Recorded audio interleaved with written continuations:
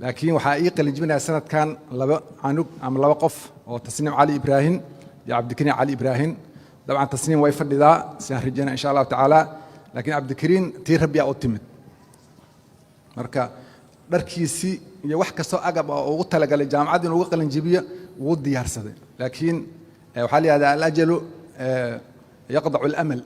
أجلك أملك أيوجويا طبعا ود دالي ونربي إنه هير جارة حتى وحكون فكرها إنه قف وسقوط يرسلين أما الدولة أما هيئة جونية أساق إسكيس اسكو في النهضة وما أهن maalintiisa dharku xiran yahay ma ahan mid uu ku qalin jibinayo isagoo qiireysan ayuu soo istaagay masrixii indhihiisa haddii aadan ilmo ugu jeedin qalbigiisa ay ilmadu ku dhacaysaa Aabba Cali waxa uu waqtigiisa ugu badan uu ku bixiyay sida ay ku guuleysan lahaayeen gabadhiisa iyo wiilkiisa oo jaamacad waxbarashadeeda daadaheynayay qorshaha aabbaha ayaa ahaa in maalin maalmaha ka mid ah uu arki doono guusha caruurtiisa isagoo la dabaaldegaya laakiin qorshe kastoo aadmigu uu leeyahay waxa ka horeeya amarka Alle maanta waxay ku beegneed maalinta qalinjibinta gabadhiisa iyo wiilkiisa laakiin qadarta Rabbi ayaa tartankii dunidan ka harsiisay Cabdikariin Aabba Cali ayaa yiri wiilkayga Cabdikariin waxa uu isku diyaariyay ka qaybgalka xafladiisa qalinjibinta balse Allah ayaan qadarin oo waa uu geeriyooday wiilkayga Cabdikariin qoyskan oo marxaladda tiiraanyadan ka gudbin ayaa soo xaadiray xafladda